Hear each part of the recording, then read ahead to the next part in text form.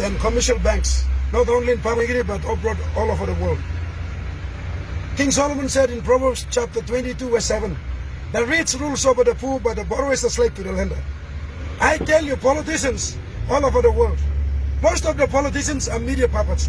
The real power brokers are industrial tycoons and the banking elites. Most of you people in Papua New Guinea and all over the world, you think that the US president is the powerful man. No, the US president is a puppet. It's not a powerful man. The real powerful man is the chairman of the Federal Reserve Bank. The people of the United States of America are enslaved to the Fed. 1930 December 23rd, President Woodrow Wilson was selling the country to the banking oligarchs. So the Fed prints the US dollar. So the US government is in debt to the Fed. The Fed further orchestrated the formation of the International Monetary Fund and the World Bank. And I warn you, the third world nations, including my Papua New Guineans, be careful when you borrow from the World Bank and International Monetary Fund. You are immediately controlled by the Fed.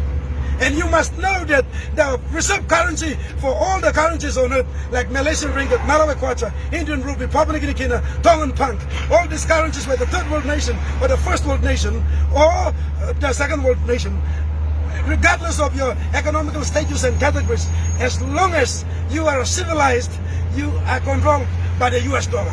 And the US dollar is printed by Fed, and Fed is a deceptionist. It's not owned by the people of the United States. It's a private bank. It's the Wall Street gangs, the big banks listed on New York Stock Exchange. They're on the Fed.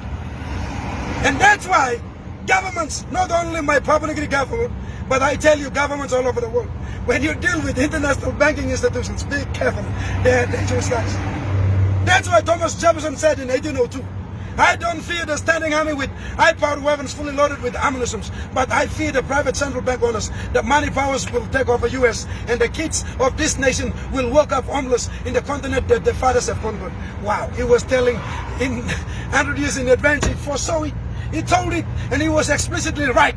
It came to pass in 1913, December 23rd, under President Wilson's regime.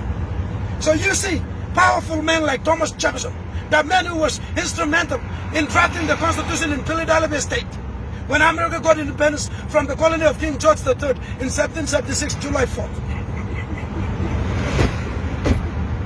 And the first president, George Washington, was sworn in Wall Street, New York, in 1789.